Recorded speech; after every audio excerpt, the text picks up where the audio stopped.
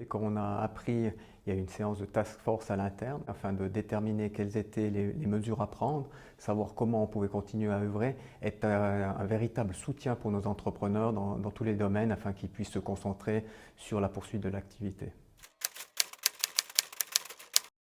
Notre site internet a été adapté en ayant justement un onglet coronavirus. C'était vraiment être très factuel et donner tous les instruments à nos entrepreneurs.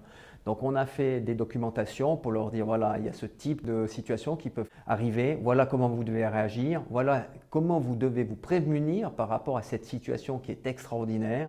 Et finalement ensuite également, eh bien, notamment pour les masques, etc., on a essayé de faire une centrale de commande afin de pouvoir bénéficier dans les meilleurs délais et au meilleur prix eh bien, de ces masques qui sont si importants pour assurer la sécurité des travailleurs.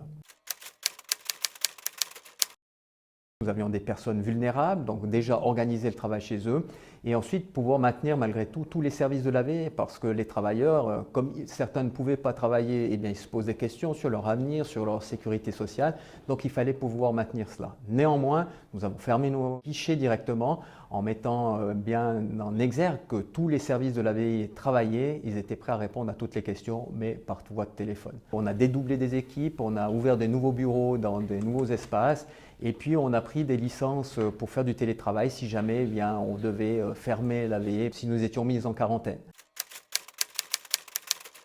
On a pu conserver plus de 85% de nos chantiers ouverts. Alors après, savoir si on travaille plus lentement ou moins plus rapidement, ça c'est une autre question, mais n'en demeure pas moins que nous avons travaillé. On n'a pas eu beaucoup de cas, puisqu'on a moins de 2% de cas avérés de coronavirus. Ça a été pris au bon moment. Et nos travailleurs, nos employeurs ont fait le job et je suis très fier d'eux.